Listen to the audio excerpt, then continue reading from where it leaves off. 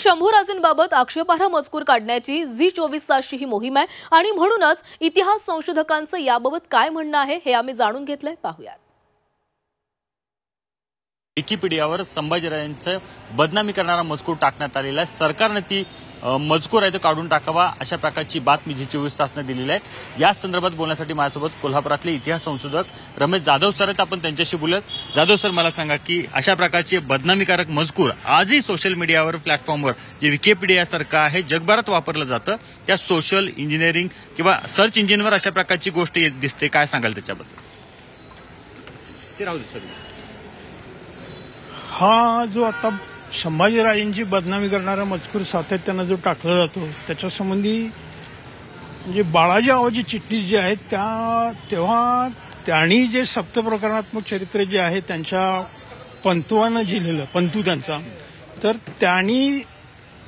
त्यांना कुठेतरी पूर्वी त्रास झाला होता आणि ती सूडबुद्धी मनामध्ये ठेवून त्यांनी संभाजीराजांची बदनामी सप्तप्रकरणात्मक शिवचरित्र म्हणजे चिटणीसांची बखर याच्यामध्ये केलं आणि तोच आधार धरून आज सर्वजण मांडणी करत होते. पण आता मात्र बहुजन समाजातले लोक लिहित असल्यामुळे ही बदनामी हळूहळू कमी होते.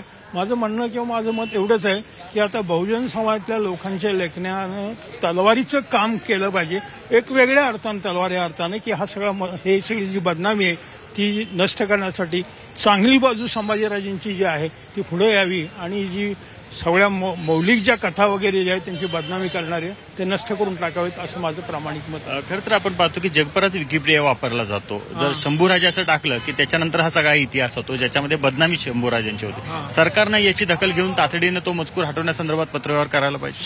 सरकारनंही याच्यामध्ये लक्ष घालावं. म्हणजे सरकार बऱ्याच वेळा अनेक वेळा घोषणा करतं आणि त्या गोष्टी होत नाहीत. अगदी महत्वाचा मुद्दा म्हणजे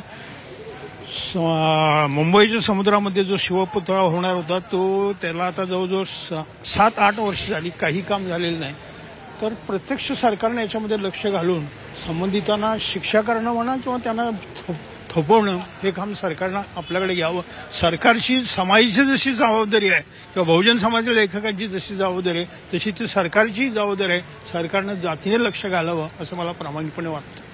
सरकारने याच्यामध्ये जातीने लक्ष घालावं आणि त्याचबरोबर विकिपीडियाशी संपर्क साधून अशा प्रकारचा जर इतिहास चुकीचा असेल तर तो खोडून काढायला पाहिजे. कारण आपण पाहतो की अनेकांच्या लेखणी जे आहेत ते चाललेले आहेत आणि खरा इतिहास समोर आलेला आहे. खरा इतिहास समोर आला असताना अजूनही अशा प्रकारे चुकीचा इतिहास कशा प्रकारे जाऊ शकतो असा प्रश्न रमेश जाधव सर यांनी उपस्थित केलेला आहे. त्यामुळे मृत्यूंचा प्रताप नाईक, झी24 तास, कोल्हापूर.